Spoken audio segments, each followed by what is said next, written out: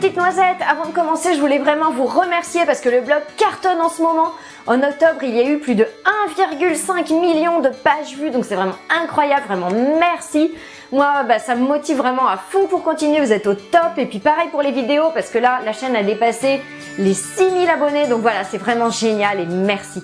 Donc aujourd'hui, justement, nouvelle recette, la bombe Alaska. Alors vous ne connaissez peut-être pas, ou bien vous connaissez sous un autre nom, l'omelette norvégienne, parce qu'en fait la bombe Alaska, c'est une génoise qu'on va recouvrir de glace, à l'intérieur de laquelle on va mettre, moi ici dans la recette d'aujourd'hui, des pistaches et des framboises, et on recouvre ensuite tout ça de meringue qu'on fait griller au chalumeau.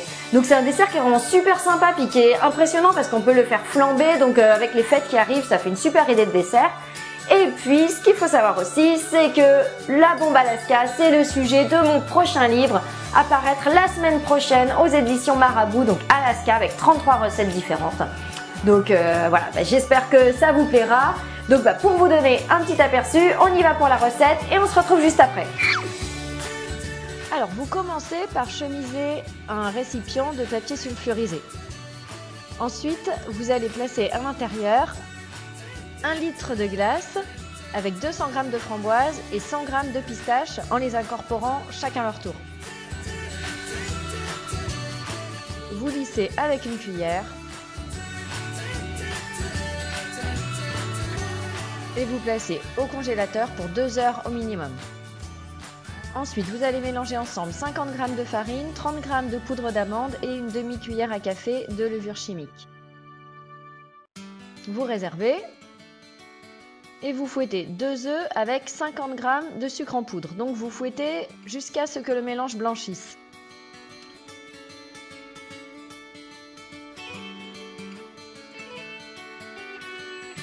Là, vous incorporez les poudres de tout à l'heure, donc farine, poudre d'amande et levure. Puis 30 g de beurre fondu. Vous mélangez bien avec une maryse pour avoir un mélange homogène.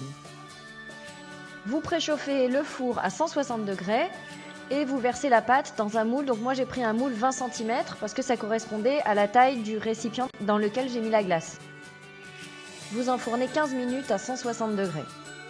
Donc c'est important d'avoir vraiment un moule pour la génoise et un récipient pour la glace qui font la même taille.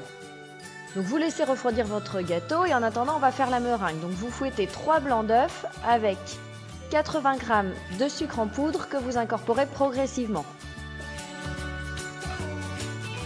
Vous fouettez comme ça pendant environ une dizaine de minutes jusqu'à ce que les blancs soient vraiment bien fermes.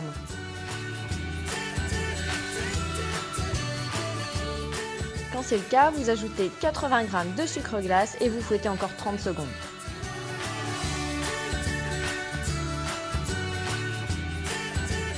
Vous démoulez votre génoise et vous allez placer la glace par-dessus. Ensuite, vous recouvrez le tout avec la meringue. Donc là, c'est vraiment important de ne laisser aucun trou. Il faut vraiment que la meringue recouvre toute la glace et toute la génoise parce que c'est la meringue qui va empêcher la glace de fondre ensuite quand on va passer le chalumeau. Donc avec une spatule, vous pouvez vous amuser à former des petits pics comme ça pour faire joli.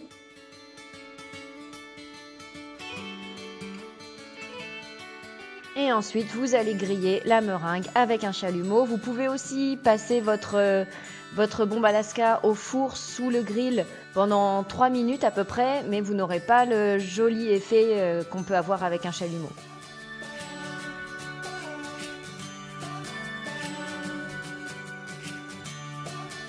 Ensuite, vous pouvez flamber la bombe Alaska. Donc pour ça, vous versez 2 cuillères à soupe de Grand Marnier légèrement chauffé sur la meringue et vous faites brûler avec une allumette.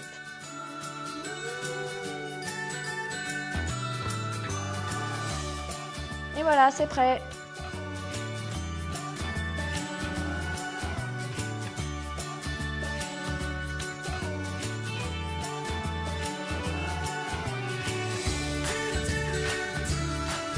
Ça y est, la recette est terminée, j'espère qu'elle vous a plu. Si c'est le cas, n'oubliez pas mon livre à paraître aux éditions Marabout, Alaska.